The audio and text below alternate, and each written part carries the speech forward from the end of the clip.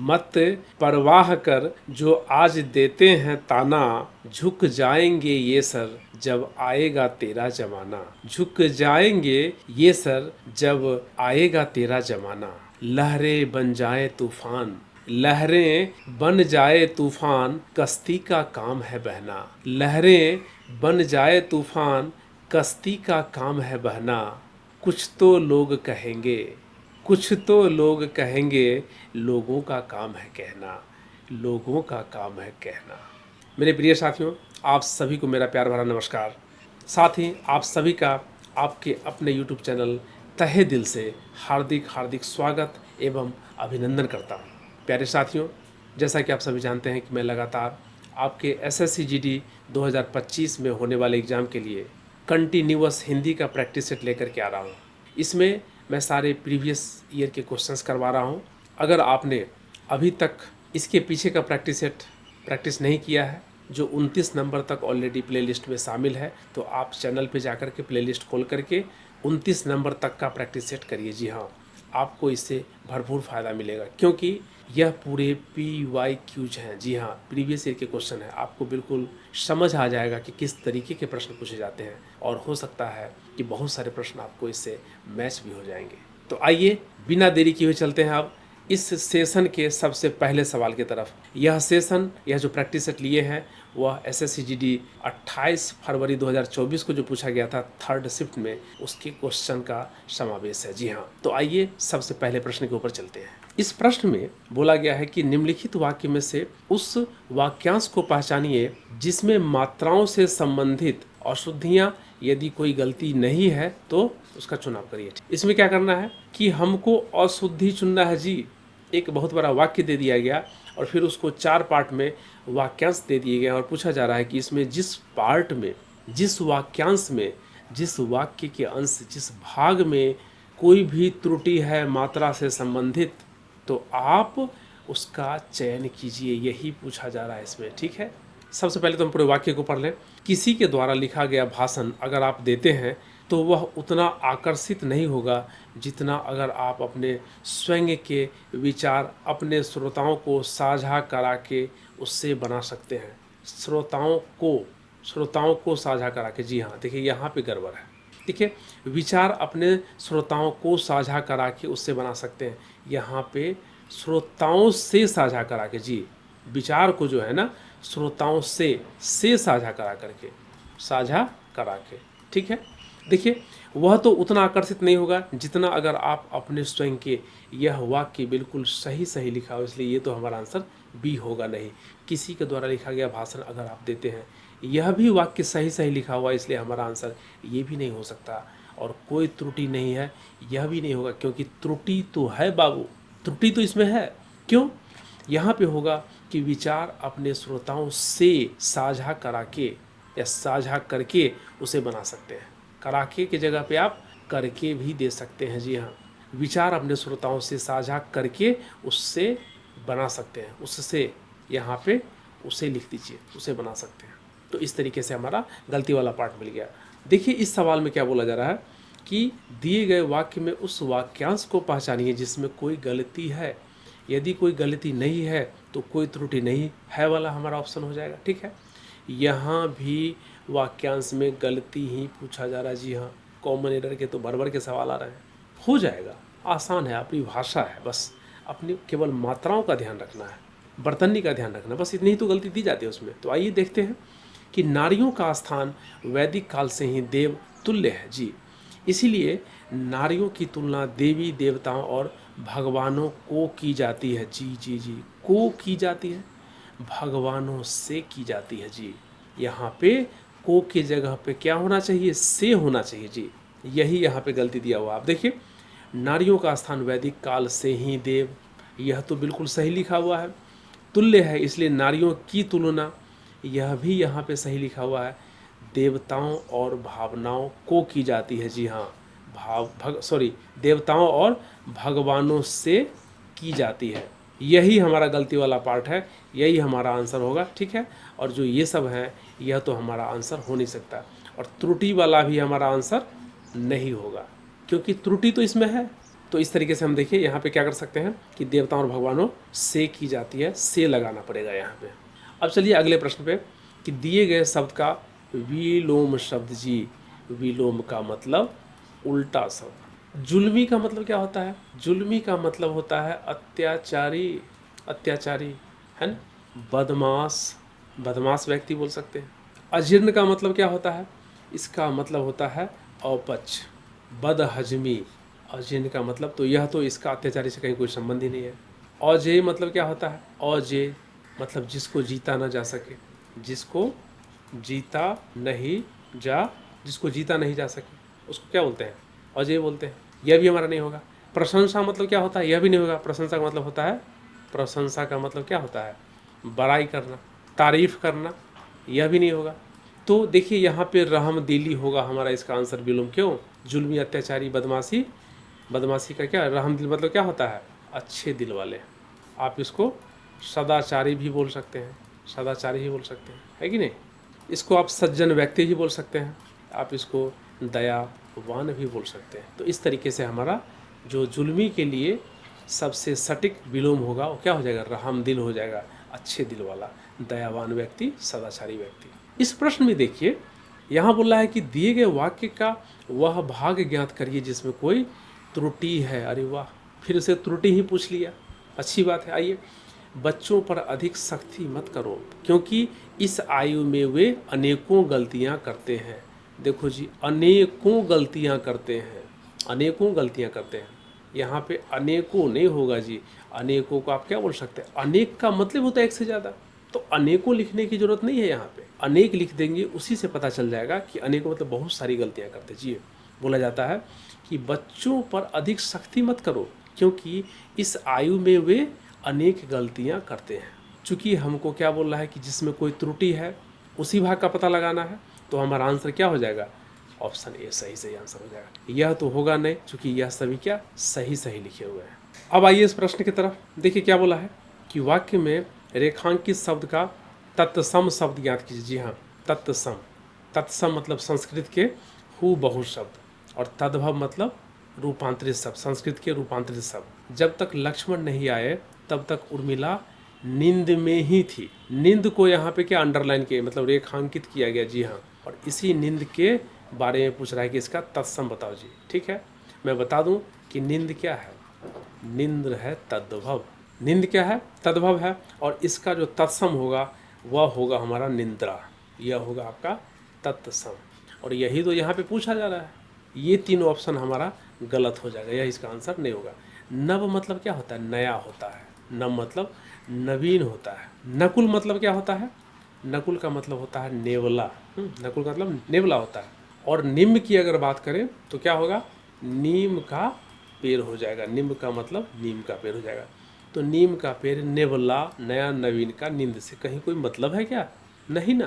तो इसका मतलब है कि नींद का तत्सम क्या होगा? निद्रा होगा। निद्रा अगर तत्सम दे दिया है तो उसका तद्भव नींद। अगर ऐसा पूछ ले तो आप नींद आंसर में दे दीजिए, और नींद अगर दे दिया है तो उसका निद्रा दे दीजिए, तत्सम। अब आइए इस प्रश्न में देखिए कि 4 प्रश्नों में से उस विकल्प का चयन करिए जो कोष्टक में ब्रैकेट में दिए गए शब्द के क्या है? पर्यायवाची शब्द का सही सही विकल्प है। नहीं है। ओ हो, देखो जी, चालाकी चालाकी कर दिया। देखा, यही चालाकी करते हैं ये, इसका हमेशा ध्यान रखना, कहीं नहीं तो नहीं लगा दिया। अभी देखिए, मुझे पढ़ाई के अतिरिक्त विभिन्न खेल खेलना बहुत पसंद है। तो किसका पर्यायवाची पूछ रहा है? पर्यायवाची नहीं है, किसका? खेल का। जानते हो केली का मतलब क्या होता है? केली का मतलब खेल ही होता है। केली का मतलब, तमाशा का मतलब भी खेल ही होता है, और क्रीड़ा का मतलब भी खेल ही होता है। इसका मतलब क्या है? यह तीनों तो हमारा आंसर हो ही नहीं सकता। क्यों? क्योंकि ये तीनों पर्यायवाची शब्द हैं। किसके? खेल के। खेल को ही हम केली बोलते हैं, उसको तमाशा बोलते हैं, क्रीड़ा बोलते हैं। पर्यायवाची शब्द अगर पूछता तब तो ये तीनों में से कोई एक होता, लेकिन 3 तो दे ही नहीं सकता। यहाँ पे बोल रहा है कि पर्यायवाची जो नहीं है उसका पता लगाइए। वो क्या होगा पता है? हमारा आंसर होगा दृष्टांत। दृष्टांत शब्द का अर्थ खेल नहीं है, इसलिए उसका क्या हो जाएगा? पर्यायवाची नहीं हो सकता। यही हमारा आंसर होगा। दृष्टांत का मतलब क्या होता है? इसका मतलब होता है तुलना।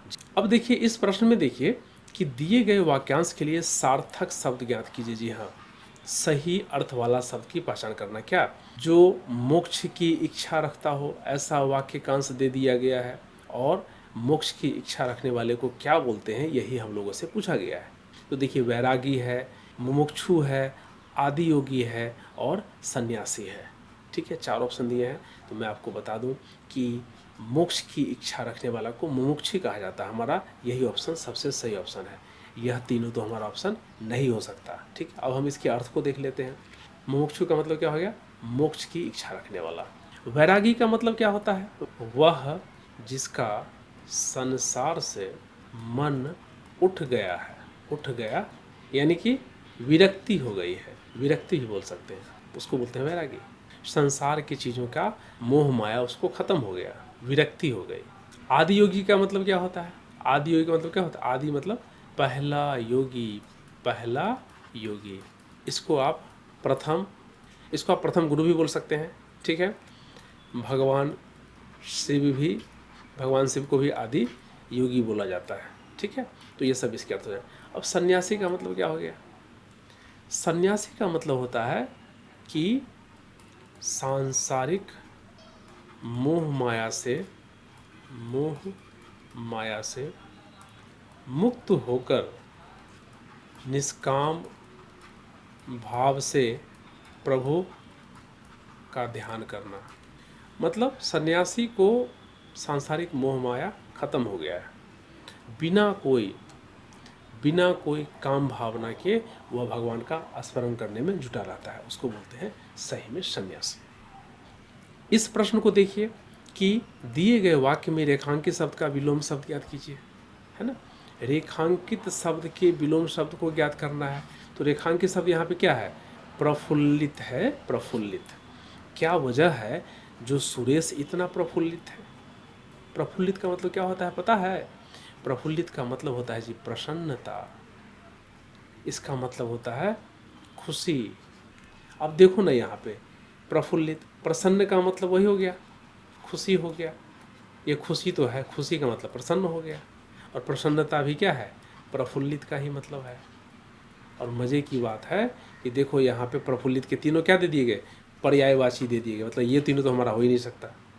इसका मतलब क्या है कि जो बचे हैं अप्रसन्न जी, प्रसन्न में अ लगा दिया, मतलब जो दुखी हो, प्रसन्न नहीं हो, वही होगा अप्रसन्न। दुखी व्यक्ति, निराश व्यक्ति, हताश व्यक्ति क्या होगा? अप्रसन्न होगा। और यही हमारा विलोम हो जाएगा, क्योंकि 3 क्या है उसके पर्यायवाची शब्द दिए हुए हैं। तो चलिए अब अगले सवाल की तरफ। इसमें देखिए कि दिए गए वाक्यांश के लिए एक सार्थक शब्द ज्ञात कीजिए। जी हाँ, दिए गए वाक्यांश के लिए क्या करना है? एक सार्थक शब्द ज्ञात करना है। क्या? किसी कार्य में निपुण। जी हाँ, किसी कार्य में निपुण को क्या बोलते हैं? किसी कार्य में निपुण को पारंगत बोलते हैं जी। पारंगत मतलब बिल्कुल कुशल है।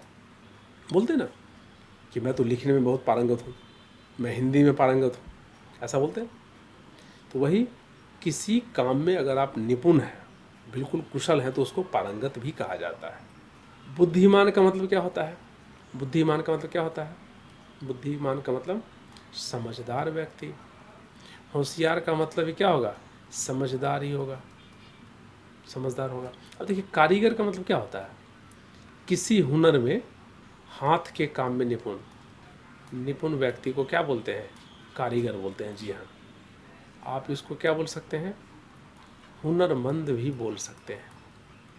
हाथ से काम बनाने में क्या व्यक्ति हो, कुशल हो, उसको बोलते हैं कारीगर। देखिए इस प्रश्न में उचित पर्यायवाची शब्द का चयन करके रिक्त स्थान की पूर्ति करिए। पर्यायवाची शब्द पूछ रहा है, ठीक है। यहाँ पे नहीं वही का चक्कर नहीं दिया है, ठीक है, बारीकी से आपको देखना पड़ेगा। जल्दी आओ घर में खाली स्थान, भुजंग घुस गया है। भुजंग घुस गया है भाई, इसका पर्यायवाची। भुजंग मतलब क्या होता है ये तो पहले समझना पड़ेगा। भुजंग का मतलब होता है जी सांप। सांप, देखो यहाँ पे सांप दिया हुआ है। भुजंग का मतलब क्या होगा? सांप होगा, और यही इसका पर्यायवाची होगा। ठीक है, कि जल्दी आओ घर में क्या घुस गया है? सांप घुस गया है, घुस आया है। ठीक है। वीणा क्या होता है? वीणा होता है एक तार वाला वाद्य यंत्र, तार से बना हुआ, तो यह तो होगा नहीं। ज्ञान भी नहीं होगा और काल भी नहीं होगा। ज्ञान का मतलब क्या होता है? ज्ञान मतलब समझ, बुद्धि बोल सकते हैं। और काल का मतलब क्या होता है? समय। काल को आप अवधि भी बोल सकते हैं। इस सवाल में देखिए कि निम्नलिखित प्रश्न में 4 विकल्पों में से उस विकल्प का चयन करिए जो रिक्त स्थानों के लिए सही भाववाचक संज्ञा वाला विकल्प है। भाववाचक हमको खोजना है। मैंने अपने महाविद्यालय में बहुत से खाली स्थान का अध्ययन किया है। बहुत से क्या का अध्ययन किया है जी? पाठ का अध्ययन किए हो? नहीं, पाठ का मतलब क्या होता है? पठन। पाठ का मतलब पढ़ना होता है। तो अध्ययन पढ़ना तो अपने आप में, तो वहाँ पे ये तो होगा नहीं। ठीक है, देखिए किताब, मैंने अपने महाविद्यालय में बहुत से किताब का अध्ययन किया है। मैंने अपने महाविद्यालय में बहुत से साहित्यिक कार्य, साहित्यिक मतलब क्या है? साहित्य संबंधी, साहित्य संबंधी, है ना। अब यहाँ पे देखिए, मैंने अपने महाविद्यालय में बहुत से साहित्य का अध्ययन किया, यह यहाँ पे सबसे सटीक भाववाचक संज्ञा है। मैंने अपने महाविद्यालय में बहुत से क्या किया है? साहित्य का अध्ययन किया है, साहित्य का, तो यह हमारा सबसे सटीक आंसर होगा। और जो बचे हैं वो तीनों आंसर, तो किताब मतलब क्या? वही, किताब का मतलब पुस्तक होता है ना। तो यहाँ पे साहित्य की बात की जा रही है, और साहित्यिक मतलब साहित्य संबंधी, वह भी यहाँ पे फिट होकर के स्पष्ट अर्थ नहीं दे पाएगा। तो सबसे जो सटीक भाववाचक संज्ञा होगा, क्या होगा? साहित्य हो जाएगा यहाँ पे। अब देखिए यहाँ पे इस प्रश्न में देखिए कि दिए गए निम्नलिखित प्रश्न में दिए गए 4 विकल्पों में से उस विकल्प का चयन करिए जो दिए गए मुहावरे का क्या हो? सर्वश्रेष्ठ अर्थ हो। मुहावरा का अर्थ पूछ रहा है। गर्दन झुकना, जब हम शर्मिंदा हो जाते हैं, लज्जित हो जाते हैं, तब जाके हम गर्दन नीचे झुका लेते हैं, तो इसका अर्थ क्या होगा? लज्जित होना। नफरत मिलना इसका अर्थ नहीं होगा गर्दन झुकना का। गर्दन झुकना का अचंभे में पड़ जाना भी इसका अर्थ नहीं होगा जी। और गर्दन झुकने का बहुत कष्ट उठाना, यह भी इसका आंसर नहीं होगा अर्थ। ठीक है, जैसे यहाँ हम लोग अगर हम वाक्य की बात करें तो लिख सकते हैं कि द्रौपदी के अपमान से भरी सभा में सबकी क्या हो गई? गर्दन झुक गई, मतलब सभी लज्जित हो गए। ठीक है, ऐसी घटना ही घटी थी कि वहाँ पे सभी को लज्जित होना पड़ा, सभी की गर्दन झुक गई थी वहाँ पे। देखिए इस प्रश्न में दिए गए 4 विकल्पों में से उस विकल्प का चयन करिए जो दिए गए मुहावरों के अर्थ को स्पष्ट रूप से अर्थ करता है। स्पष्ट रूप से क्या करता है? व्यक्त करता है। मुहावरे का स्पष्ट रूप से क्या करता है? व्यक्त करता है। अब आइए देखते हैं। किस्मत खुल जाना, किस्मत क्या? किस्मत का खुल जाना। किस्मत का खुल जाना मतलब शादी हो जाना? किस्मत खुलना मतलब शादी होना नहीं होता है। कोई बड़ी जंग जीतना, ना ना ना ना। किस्मत खुलने का कोई जंग जीतने से भी कोई संबंध नहीं है। खोया हुआ धन वापस मिलना, यह भी नहीं होगा। किस्मत खुलने का खोया हुआ धन वापस मिलने से कहीं कोई संबंध ही नहीं। तो क्या होगा? भाग्योदय होना। जी हाँ, भाग्य का उदय होना। जी हाँ, बोलता ना, भाग्य जाग गया उसका। ठीक है, मतलब क्या हुआ कि राकेश की लॉटरी लगने से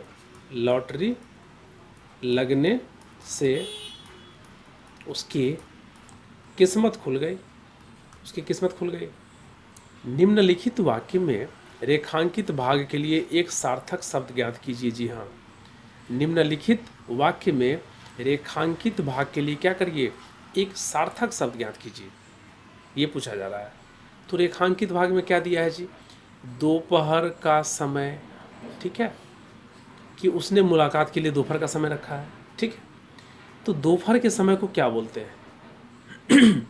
मैं बता दूं आपको कि दोपहर के समय को मध्याह्न बोलते हैं। मध्याह्न, यह हमारा इसके लिए सबसे सटीक सार्थक शब्द होगा। पूर्वाह्न नहीं होगा, अपराह्न नहीं होगा, उत्तरायण भी नहीं होगा।